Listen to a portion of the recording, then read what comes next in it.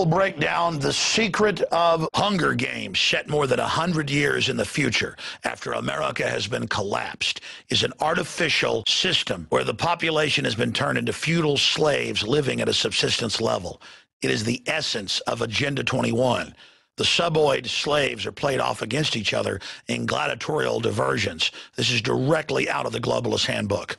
There you've got Mr. Sutherland, one of my favorite actors, on a jumbotron screen in a police state dystopic future at the Hall of Justice. Already at Walmart's, Mall of America, and thousands of locations, giant jumbotrons are there with Big Sis, a asexual creature, telling us that we all need to give our rights up because terrorists, Al-Qaeda namely, that they publicly fund to attack other nations, is hiding under every desk wanting to get us. Now, continuing here with this film, now that I've had a chance to research it and go over it, this is really a piece of anti-establishment propaganda, because you've got the 10 FEMA regions, the 10 governors, this plan globally to have 10 regions with 10 sub-regions per sector across the world. This is really the UN model. And when you read the biological diversity assessments, they talk about bringing back gladiatorial games to teach people to fight with each other, not with the state, and having big centralized governments over the 10 global regions with 10 sub-regions per region. And you have a central government per 10 regions that plays the sub-10 regions off against each other via gladiatorial games. So the writer of this fiction book, she's really got a deep understanding. And by the way, we're going to end up contacting her. We're trying now, but seeing the film, I can guarantee you that if she's not an InfoWars reader and Alex Jones listener, that she is a deep researcher into the New World Order and the system they want to set up, because the 1996 UN Biological Diversity Assessment, I covered it in my 2002 film, Road to Tyranny, says they would have gladiatorial games, reintroduce human sacrifice, teach the people to fight with each other. This film is basically, from my notes, Robin Hood meets Romeo and Juliet meets 1984.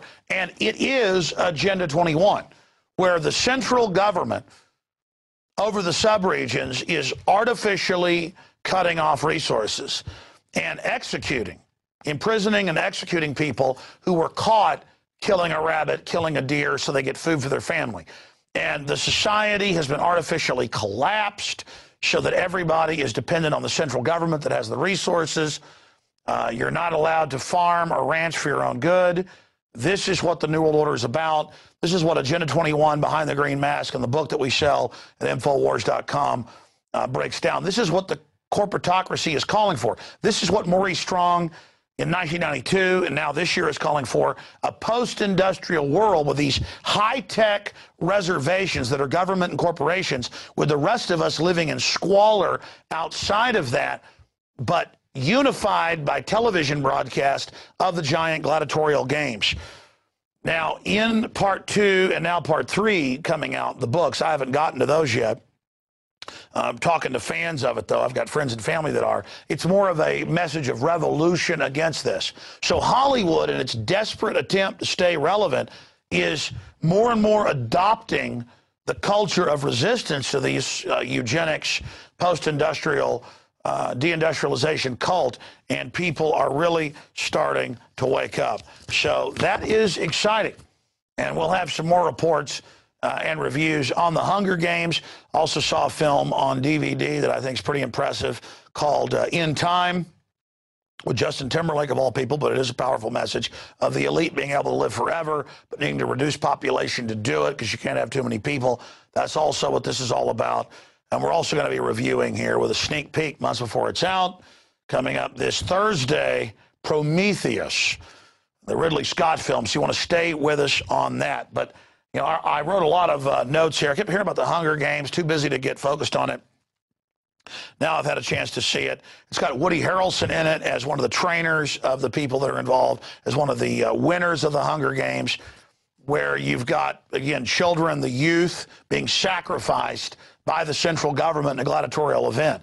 That's the tropism developed by every other authoritarian system in history, whether it was the Aztecs, the Babylonians, the Greeks had human sacrifice, the Romans, that's what the gladiatorial events were.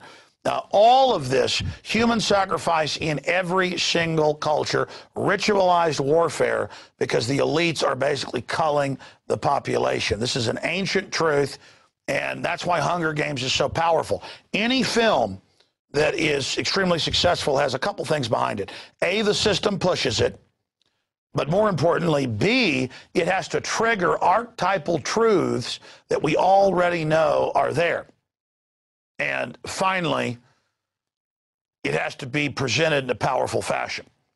And so I'm not saying Hunger Games is even good in the final equation, because the system has put it out to people. They believe the public's so dumbed down, this will condition people to accept this future, which is what the UN and others are actually pushing. It's incredible.